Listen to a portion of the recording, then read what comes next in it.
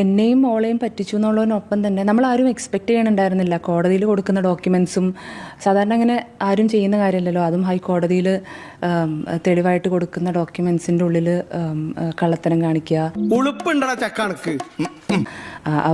ഒരു entire page മൊത്തം മാറ്റി എഴുതുക, അതിനകത്ത് എൻ്റെ കള്ളൊപ്പ് ഇടുക, അതിൽ പറഞ്ഞിരിക്കുന്ന കാര്യം ബാങ്കിൽ നിന്നത് മാറ്റി മകൾക്ക് വേണ്ടി ചെയ്തിട്ടുണ്ടായിരുന്ന സംഭവം അത് മാറ്റുക.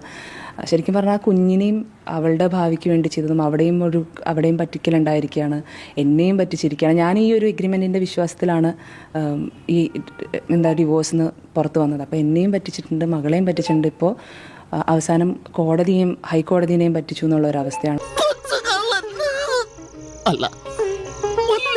അപ്പൊ അങ്ങനെയൊക്കെയാണ് കാര്യങ്ങളുടെ കെടുപ്പെന്ന് പറയുന്നത്. ഇതിലെന്നെ അത്ഭുതപ്പെടുത്തിയത് മറ്റൊന്നുമല്ല, ഈ വാർത്ത വന്നതിന് താഴെയുള്ള കമന്റ് ബോക്സിൽ ചില കമന്റുകളാണ് മുഴുവനും ബാലക്ക് സപ്പോർട്ട് ഇഷ്ടം. അതാണ് ഞങ്ങളുടെ കുടുംബത്തിന്റെ മഹിമ.